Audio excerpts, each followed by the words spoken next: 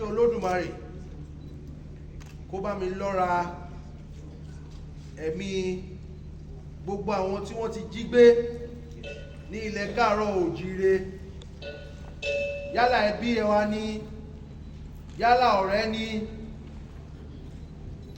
yálà ọkọ ni, yálà aya ni, ọmọ ni, ojúlùmọ̀ ni, gbogbo orí adé pátápátá tí wọ́n ti fẹ̀mí wọn ṣòfò ní ilẹ̀ káàárọ̀ òjíire, kí Ọlọ́run Olódùmarè bá mi tẹ́ wọn sí afẹ́fẹ́ rere.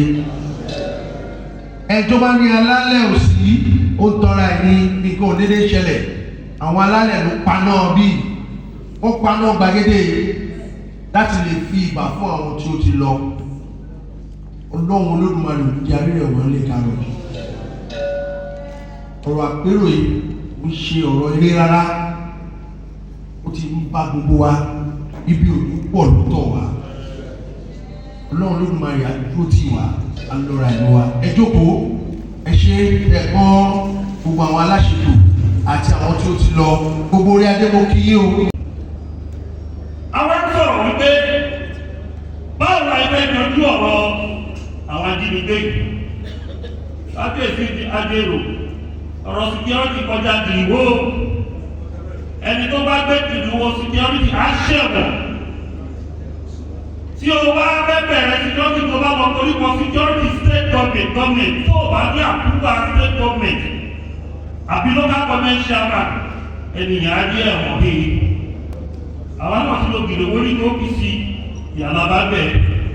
Nǹkan tó kọ orúkọ OPC jẹ́ tèmi eléyìí tí àti ìlú ilé mú ọ̀rọ̀ security ta ṣe lè ìwà láìgbàkúgbà gọ́ọ̀mẹ̀ntì. Ìdí ni pé ìdí tó wá pẹ́ pé ìjókòó èyí lọ́ba lọ́ba ìrí ìgbòwúlò. Ibẹ̀ ni láti sọ̀jẹ́ fún àwọn àmọ̀tẹ́kùn. Àwọn àmọ̀tẹ́kùn náà wọ́n gbọ́dọ̀ lọ ní forest department of àmọ̀tẹ́kùn. Good. Bravo. Kì í ṣe pé ẹ̀kọ́ tó yí lọ́rùn sí ara tẹ̀wà ní ìgboro nìkan. Àwọn tó wà ní abúlé nínú igbó tó ń wọ forest ní ẹ̀lọ́ rìkúùtù wọn, wọ́n wá jẹ́ forest department of àmọ̀tẹ́kùn. Tí a bá tilẹ̀ ní forest department of àmọ̀tẹ́kùn, ẹ̀ẹ́dí pé wàhálà àwọn Fúlàní tó máa ń pè láti inú kó wá síta yẹn á di ìdíyẹ. Mo tún wá gbọ́ àwọn ọ̀rọ̀ tí kábíyèsí ọmọlọ́wọ̀ sọ, inú mi dùn. Mo ní kí n ṣe king with ideology. Ọkọ̀ sí wẹ́wẹ́ federalism. Tá a bá ṣe federalism, true federalism in Nigeria, we are deceiving ourselves. Ṣé gbogbo community security yẹn? Ibú àmọ̀tẹ́kùn tí ò bá di state police, à ń tọ́ra wájú ẹ̀. Àmọ̀tẹ́kùn supposed to be a state police. Tí àmọ̀tẹ́kùn bá jẹ́ state police, community police gbọ́dọ̀ wá. There must be a check and balances between different security structures. Tá a bá ti padà sí region, tó bá gbé federal, state and local government láì wà lórí ẹ̀. Kí federal police remain federal police. Kí state police wà, kí àmọ̀tẹ́kùn kò di state police. Kí àwọn ọba bá recruit àwọn èèyàn fún local government chairman kọ́ wá ní community policing. Bí ọ̀rọ̀ security ṣe lè wọ́ọ̀kì nìyẹn. Ìjọba náà.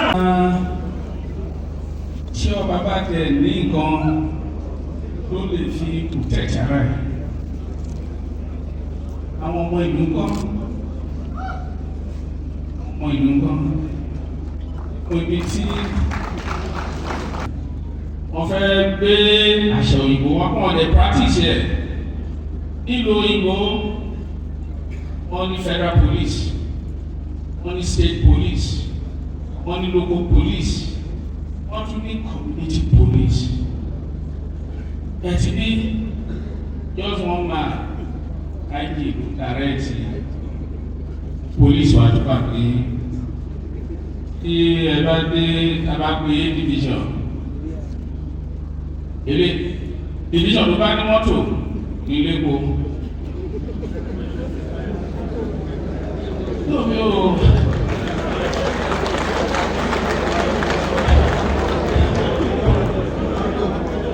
Àwọn ìjọba lè mọ ìmọ̀ tó dáa. What we want now, state police. State police. Àwọn Àmọ̀tẹ́kùn wọn under state police. Lọ sí oko, lọ sí oko náà káàkiri.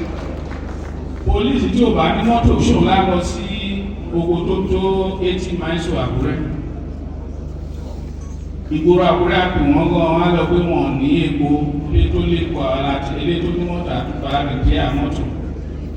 What kind of security? Protection is better than care. We have to protect ourselves. We need protection. We need state police. We need protection. We need state police. Àmọ̀tẹ́kùn under state police. Mo dúpẹ́ lọ́wọ́ ààrẹ orílẹ̀-èdè wa sí Bọ́lá Ahmed Tinubu. Ó mọ bí ètò federalism yẹ kó ti ṣe é ṣẹlẹ̀. Dáàsà tó ti yàgò ti sọ pé ẹ̀màjá dá ọlọ́pàá àbílẹ̀ ẹlẹ̀ ẹ̀rí tó bá ti dálẹ̀ ẹ̀yẹ. So ìtàn ìbílẹ̀ wa ẹ̀jọ̀ ẹ̀yẹ kábíyèsí wa ẹ̀jọ̀ tó bá bèèrè lọ́wọ́ máa fọ́ pé lákọ̀ọ́kọ́ ìbílẹ̀ ń ṣe o kò síbi tí mi ò ti lè sọ torí pé òun ló gbé mi lórí àpèrè bàbá mi tí mo wà bẹ́ẹ̀ òun ló gbé mi lébẹ̀ gbogbo ọkọ̀ tó yẹ kí n ṣe òdì má ṣe téèyàn bá jáde ọdún àmàṣọ́yàn bẹ́ẹ̀ ṣe sọ àwọn aráàlú ló ṣe pàtàkì jù tábà ṣe ètì ìbílẹ̀ ọkọ̀ wá balẹ̀ ọdún àmà fún wa ṣe ilẹ̀ Yorùbá tó wájú o a máa kalẹ̀ máa borí ilé ìta wà yìí ọdún àṣọ wa ní orílẹ̀-èdè Nàìjíríà. Mo dúpẹ́ lọ́wọ́ ààrẹ orílẹ̀-èdè wa sí Bọ́lá Ahmed Tinubu. Ó mọ bí ètò federalism yẹ kó ti ṣe é ṣẹlẹ̀. Dáàsà tó ti yàgò ti sọ pé ẹ̀màjá dá ọlọ́pàá àbílẹ̀ ẹlẹ̀ ẹ̀rí tó bá ti dálẹ̀ èyí tí àwọn ọmọ adílẹ̀ yẹn ṣe àti àwọn kọ̀mádà tó kù ẹ̀rí pé iṣẹ́ wọn a máa ṣe ní ìrọ̀rùn ọ̀gbẹ́ni. Oríṣiríṣi nǹkan wà tá a lè ṣe ṣùgbọ́n wọn àtúpàrọ̀ wà lẹ́ẹ̀kan pé irú ìgbàlè náà ń ṣe lágbọ̀n máa ṣe. Bó bá ní àkóṣeéṣe state by state wọ́n ní kálukú wọ́n máa ṣe ti wọn. Nǹkan tó bá ti wá bá jáde bàbá jáde ó ṣe fẹ̀ bíbà náà ni ká máa fi hàn. Àwọn òyìnbó wọ́n bá rí nǹkan kan tó jẹ́ pé ó ṣòro fún wọn láti yanjú ẹ̀. Wọ́n bá yanjú ẹ̀ tán wọ́n máa publicize wọ́n á gbé sínú wọ́n á jáde nínú ìsáàbí gbogbo ló ti máa gbogbo kárí ayé ni wọ́n á fẹ́ kí gbogbo yàn wọ́n lè rí ìmọ̀ tó máa gé látòrí ẹ̀. Ṣùgbọ́n àwa ti wá kì í jẹ́ kẹ́nìkan ọmọ kan tá a bá ṣe wá ọba ẹ̀jẹ̀ àfihàn ṣọ̀kan ẹ̀jẹ̀ àwọn ohun tá a lè ṣe jẹ́ pé a lè máa fi ara wa lọ́wọ́ lọ́n lè máa fún wa ṣe o. Kábíyèsí ọ̀lẹ́. Báyìí àwọn ní ìmọ̀ tí wọ́n wọ̀ lú ìmọ̀ tí wọ̀ ló ṣe ń wọ̀ ló ti wọ̀. Ó ti wọ̀ ló gidi gan ní adẹ̀ láti wá bá a ṣe fẹ́ lè kúrò. Wọ́n àwọn ọba aládé ọ̀run fún wa ní àṣẹ ẹgbẹ̀rún lò. Tí nǹkan bá ṣẹlẹ̀ sí aráàlú, kò sẹ́ni tó máa lọ bá ìjọba o.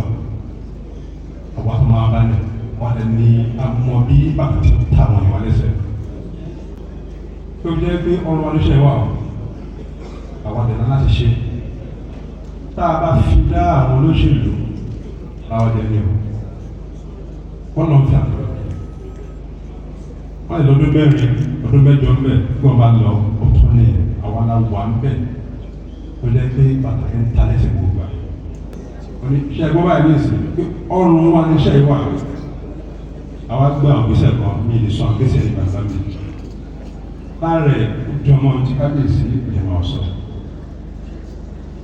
Tó gbé àwọn ìgbésẹ̀ rẹ̀. Àwọn tá a ṣe ni wọ́n pè ní community policing. Ó ju state policing lọ, community policing. Torí ọ̀pọ̀lọpọ̀ àwọn èèyàn gbé wọ̀nyí, wọ́n làgbọ́n tó jáde òdì wọ́n ti dáàbò mọ́ wa. Àwọn aráàlú, àwọn àdúgbò wọ́n dẹ̀ mọ̀ wọ́n. Àwọn ọ̀pọ̀lọpọ̀ wọn ti kó wọn láyà jẹ kí wọ́n lè sọ̀rọ̀ síta. Àwọn tó àwọn tí wọ́n mọ tí wọ́n ní àwọn nǹkan wọ̀nyí lọ́wọ́ wọ́n bá mọ̀ yìí pé àwọn ní olùgbèjà tí táwọn bá sọ̀rọ̀ jáde wọ́n á gbèjà wọn ẹ̀mí àwọn dé sọ̀rọ̀ jáde á dẹ̀ bá àwọn ìlú kú wọ̀nyí mú. wọ́n yín bá sọ̀rọ̀ yìí wọ́n á tó fi máa tóbi oṣù méjì àti bẹ̀rẹ̀ sí ní àwọn ọdún wọ̀nyí kó olùwà ìlú wa àti wọ́n á fẹ́ àti tọ̀ka lọ sí àwọn àgbègbè ní ìsìn báyìí ìwé bíi ìjọba ìbílẹ̀ Okoro bíi ìjọba ìbílẹ̀ Ifọ̀ ìjọba ìbílẹ̀ Ọ̀gádá aláwọn tá à ń ṣe ilé ìbáṣẹ̀ṣẹ̀ tàṣúwà yìí láti rí pé àtọ̀ká. tá a bá lè sọ pé a lé wọn kúrò ní agbègbè kan ilẹ̀ ìbá náà láti lé wọn sí o ìpínlẹ̀ Ògùn àwọn ilẹ̀ ìbá nìkan wọn sọ yìí o tó fi jẹ́ pé kò ṣe é dáṣe. tá a bá lé wọn sẹ́yìn kó la ìwé ìtura kó nọ́mọ̀ nìkan lọ ìpínlẹ̀ Ọ̀ṣun kó lọ ìpínlẹ̀ Ọ̀yọ́ àti ìṣàkóso.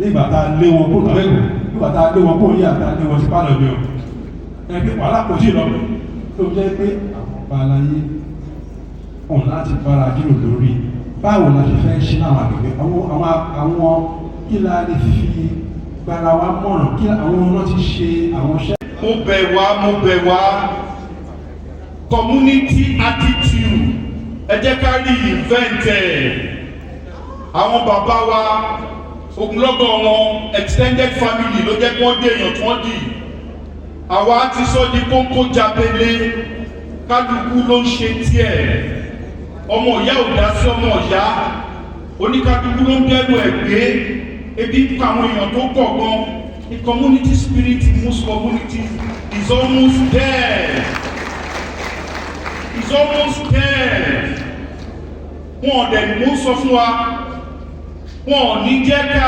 gbádùn. Mo ti gòkè odò afárá ìbàjá afárá yẹn máa wó afárá yẹn ló wó sí i. Ibi policing local policing yẹn náà la ṣe lọ but àyè tí wọ́n fi ń gba àwọn tó wá tẹ̀dó sọ́dọ̀ wa nílẹ̀ Yorùbá ó ti pọ̀ jù. Tẹ́ bá máa bá Haúsá tẹ́ bá fẹ́ bá Haúsá wí wọ́n ní kẹ́ lọ bá Sẹ́ríkí nílẹ̀ Yorùbá ibẹ̀ ní kẹjá ti bẹ̀rẹ̀ o nílùú tó jẹ́ ti tiwa tó jẹ́ pé ìlú tó nọ́ba tó níjòyè wọ́n máa ṣẹ̀wá tó yẹ pa tuntun lọ bá èèyàn kan láti dá sẹ̀ríà fún wọn ọ̀rọ̀ gbọ́ o ẹ jẹ́ ká jọ wò ó ṣe fúnra wa o ọ̀rọ̀ wa lélẹ́yìí o Ìgbò fọ̀rọ̀ wọn ṣeré o Haúsá fọ̀rọ̀ wọn ṣeré o ẹ má jẹ́ káwa Yorùbá fọ̀rọ̀ wa ṣeré o. ní láti gbé bọ̀dání wọ̀lùgbò táwa náà ò ní agbára tó ń ní láti gbé bọ̀dání àwa náà kò sí kankan tí ò jẹ́ káwa náà gbé bọ̀ ká tẹ̀lé wọn lọ lùgbò ká lọ bá wọn jà ká lé wọn jáde kúrò lùgbò wa ní Èkìtì lọ́hùn a ti pinnu pé a máa lọ gbéjà bá wọn lùgbò a máa lé wọn kúrò lùgbò ṣùgbọ́n àfẹ́ ká lọ sí Kwara ká lé wọn kúrò lẹ́kìtì ká lọ sọ́ṣun nǹkan tá a bá ṣe lẹ́kìtì Ọ̀ṣun láti ṣe Oǹdó láti ṣe gbogbo abẹ́ yẹn tá a bá dojúkọ àwọn gbọ́mọgbọ́mọ ẹ̀bí mo nígbàgbọ́ pé wọ́n á kúrò nílẹ̀ Yorùbá ó kàn jẹ́ pé ààrẹ tó wà ní bẹ́ẹ̀nsì ọmọ wa ni à ń láti kin lẹ́yìn láti gbèjà wa torí òun nìkan ò lè wà mẹ́ẹ̀ kó wẹ̀ jẹ́ pé gbogbo àwọn tó ń ṣépè fún pé Yorùbá ló ń ṣépè fún à ń láti kìn lẹ́yìn ká má yà ẹ́ lé kó lè gbèjà wa ó kó 100 soldiers wá sékìtì pé ká máa defend wa ó lè kó wọn wá sóńdó ó lè kó wọn wá sí Ọ̀ṣun gbogbo ó lè protect gbogbo ilẹ̀ Yorùbá ṣùgbọ́n à ń láti kìn lẹ́yìn bẹ́ẹ̀ lórí gbogbo ẹ̀ láàrẹ bá wà mẹ́ lọ́dún mẹ́jọ ìbò máa lọ ta ló máa gbéjọba fún ìbáwọn amòṣùwà náà ló tún máa bọ́ síbẹ̀ ó mì pé problem wa kò lè ever solve àfi pé wọ́n bẹ̀rẹ̀ sí ṣe restructuring wọ́n tún wa tò oníkálukú máa ṣèjọba ara ẹ̀ òun ló lè help wa ẹ ṣé púpọ̀ kábíyèsí. Aareonakakanfo ló fẹ́ àjẹbá bí ogbórí ẹ̀ fún kọ̀lọ̀kọ̀lọ̀ ibi ẹ̀yẹ kábíyèsí ò sí nínú ipò yìí ò sí nínú pé kẹ́ máa ṣe kọ́rísà káàkiri ipò yìí ò sí nínú pé kẹ́ fi gbogbo ọtọ́tì ilé olóṣèlú lọ́wọ́ ṣùgbọ́n ètò ṣe pàtàkì ń bẹ̀ kábíyèsí ẹ̀fọ́ ìjìnlẹ̀ ẹ jẹ́ kí àwọn náà bí a ṣe padà sí parliamentary system tá a ti tọ́wò tó sì dá tó kọ ọba láàyè ní ẹ̀dá padà sí ẹ̀bá olóṣèlú sọ̀rọ̀ ká padà sí parliamentary system ibẹ̀ lọ bá ti lè rí ìfẹ́ ṣe ibẹ̀ la ṣe wà nítorí pé iṣẹ́ yìí òṣèlú ni iṣẹ́ yìí ẹ̀sìn ni wọ́n á fọlọ́pẹ̀ yìí gbólóhùn kan tó kù ní pé Bọ́lá Ahmed Tinubu PDP rèé o mi ò dìbò fún o àní àjọṣepọ̀ ṣùgbọ́n tó fẹ́ sọ ọmọ Yorùbá ni o àwa tá à ń jọ ń ṣe akẹ́kọ̀ọ́ àtàríkò ní àwọn tá à ń fi lówó tí ó bá bọ́ lọ́wọ́ rẹ̀ lójijì Yorùbá ló tẹ́ o ẹ má jẹ́ ó bọ́ lọ́wọ́ rẹ̀ o lẹ́yìn èyí bàbá wa péjọ pé lọ́tọ̀ kẹ́ ẹ bá sọ̀rọ̀ kó dìbò kiri aládùúgbò bá gbọ́.